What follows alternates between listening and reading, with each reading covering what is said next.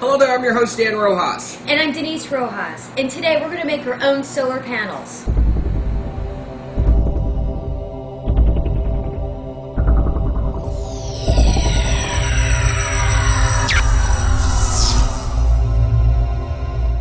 This is the famous Harbor Freight solar panels that we've used in many of our previous videos.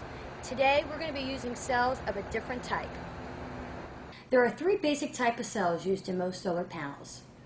The least efficient and least expensive of these cells is the amorphous cell. Now this is what the Harbor Freight system is. The cells are deposited on glass usually, and there are kits that come with this. They're really tricky to work with.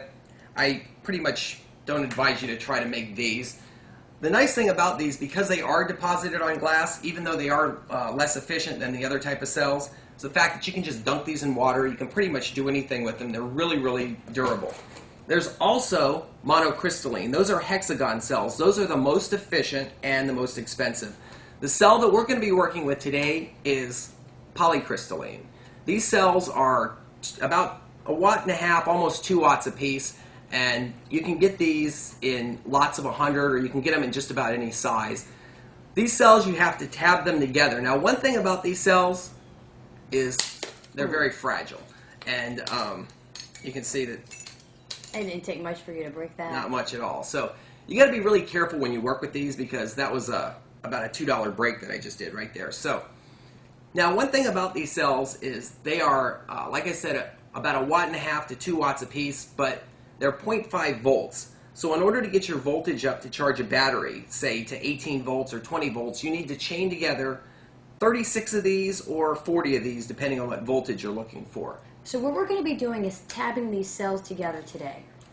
There's basically 3 different things that you need for this. You need tabbing wire, which is a thin wire that's got a deposited metal on it. This actually solders to the cells.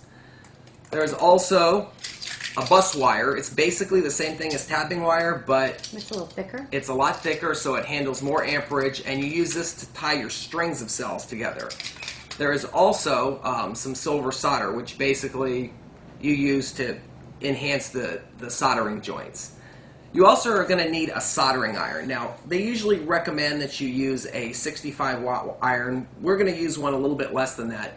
We're going to show you the basics for this, and in future videos we're going to show you how to add a lot of components to the solar panels. So we're going to get started. I'm going to plug the soldering iron in. One thing that Dan forgot to mention is that he's going to be using this flux pen. Now this pen, it actually smells like rubbing alcohol, and what it does is it opens up the cells so that way it can accept a better soldering joint. When you get your cells, they usually come in a bundle like this, and as I said, they are extremely fragile. This is another one that I broke. So you want to be very careful with these and handle them with care, and I'm going to show you a close-up of these and explain exactly what's going on with them. What you're going to notice with these cells is that there's a series of small white lines and 2 big lines. This is where your tabbing wire goes. Now on the back side, there's also 6 little joints where you solder the tabbing wire to. Most solar cells like this are usually negative on the front, positive on the back. So in theory, you could take a bunch of them and stack them together like batteries to build up the voltage. The problem is only one cell would get the sunlight, so you can't do that. So what you end up doing is you end up taking tabbing wire and you run it down the length of this, and you leave some extra, and the next one attaches to the back of the next cell, and you go from there. So you end up tabbing them together like this in long chains. And we're going to lay it flat like that. Now you take your flex pen and you basically just go right up and down it. Now it's a good idea not to drink a lot of coffee the day you do this, like I did, because the steadier your hands are, the better off you are. You want to have your tab wires to be twice the length of the cell. Now I went ahead and cut these in advance. You basically just measure it, double it over. It's a good idea to do all of your tabbing wires in advance. That way you don't have to come back and do this step. Also, be careful with your soldering iron. I just grabbed it in the wrong spot and burned my fingers, so I'm going to have 2 nice blisters. But you basically try to get it started so you know where you're going to end. And you hold it down, and the tin that's on the outside of this should, or adhere to this, and you can see that that locked down. Now you're going to hold it the length just like I have it. You take your soldering iron and you hold it flat like this, and you just gradually work it down the length of the cell.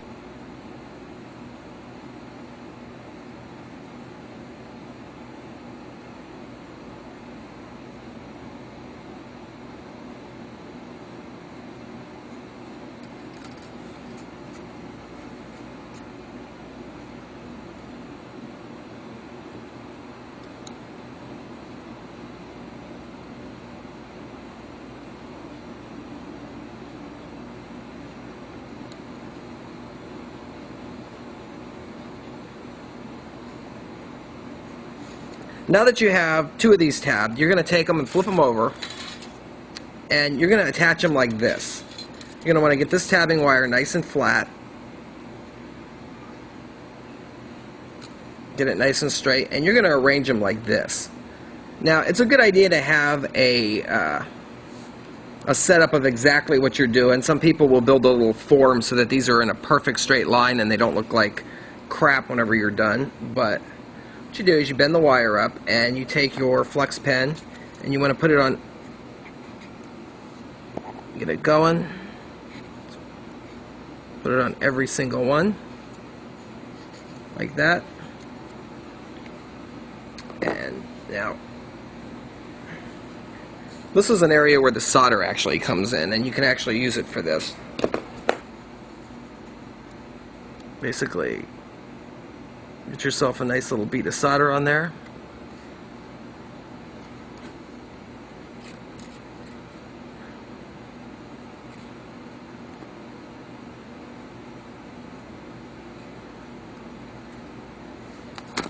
And what you're going to do is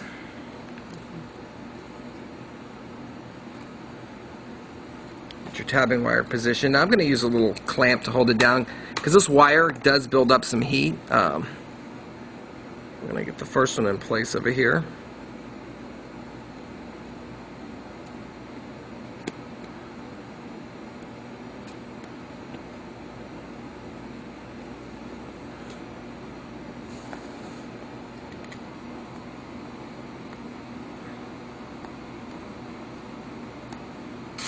We now have two cells that are joined together. So we're going to go outside and we're going to see if this produces 1 volt real quick, because you want to test these as you go along. The time to replace a bad cell is now versus once you're completely done with your project. Now the way that you want to test these is you attach your negative lead to the front, which is this tabbing wire here, and then you can touch pretty much anywhere on the back. Alright, so you basically take and we're going to test it. I'm going to touch this to the back of this, we're hooked here, and you can see that we're getting 1 volt out of this, which is, these two together produce the 1 volt. And if I cover them up, they drop. So these two panels, these two cells are actually good to go. So what you're going to have to do in order to get a something to charge 12 volt batteries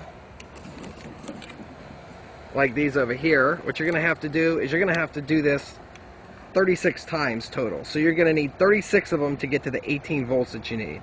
So this is what we did just now. Got a couple blisters in the process. And you can see it's a pretty tedious process to do. Doing it this way comes out to be about $2 a watt, maybe a little bit less than that. As you can see, these are very fragile. They break easily. So you got to encase them really good. So you need to put a glass cover over them. You need to seal this so moisture doesn't get in there. There's really a lot to the DIY process with this. You also... To encase it, does somebody improv on that, or is there a professional case to use? We're going to be doing that in future videos. We're going to be actually trying different ideas in order to... you basically make a frame, encase it in glass, seal it so that moisture doesn't get in there.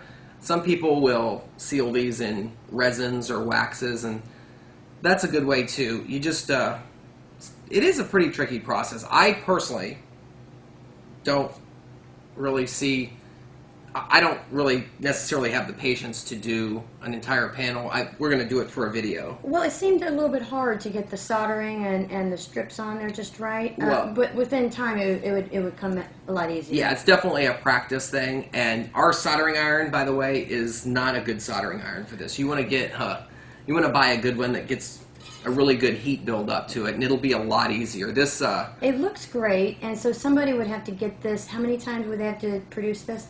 To charge a 12-volt battery, you would need to put these 36 of them to get to 18 volts, or if you wanted 20 volts, you would need to do 40 of these. So does it go in a row, or Well, how does that what work? people usually do is they'll do 18 of these, and then 18 of these, and then tie those together so that jumps the voltage up. Okay. And then the bigger panels, if you want to increase the, because 36 of these would produce about 60 watts, 65 watts. So the Harbor Freight system that we have outside is 45 watts. So if you put 36 of these together, make sure I'm doing the math. Yeah, if you put 36 of these together, you would have a more powerful system than the Harbor Freight out there. So it would cost you probably about $100 to do that with these cells, the tabbing wire. You have to take into the account that you're going to break some along the way. Okay. And then you have to add the case cost to it.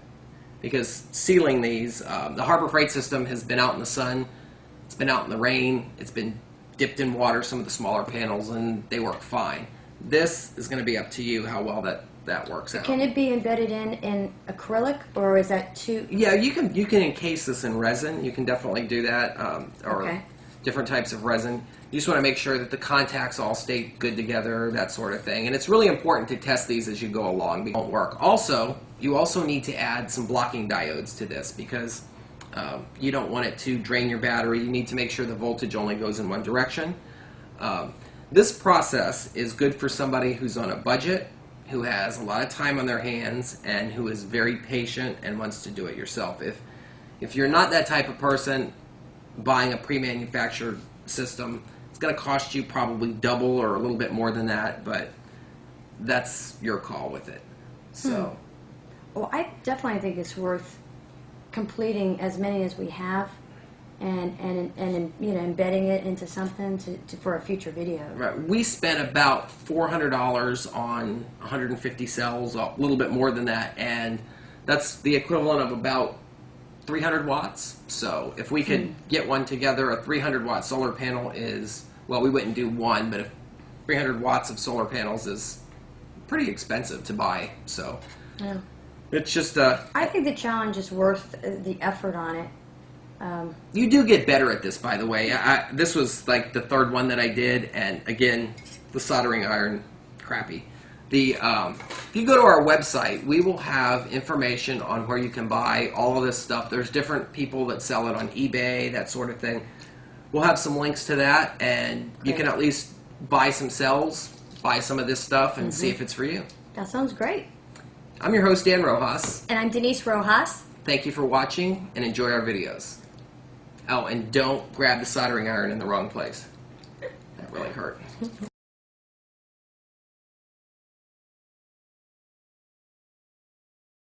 Okay. Go. So what we're going to be doing is tabbing these cells together today. That doesn't sound very good. Ready? Go. So what we're going to be doing is tabbing these together today. That doesn't sound good. Can I at least... All right, the first thing you want to do when you do this is take your flux pen and just push it down like this. And I just broke this one. And it's also the least expensive. There's also monocrystalline. Those particular cells are actually, this is not monocrystalline. Oh, sorry. Excuse me. Now what you're going to want to do is you're going to want to take this, you're going to want to,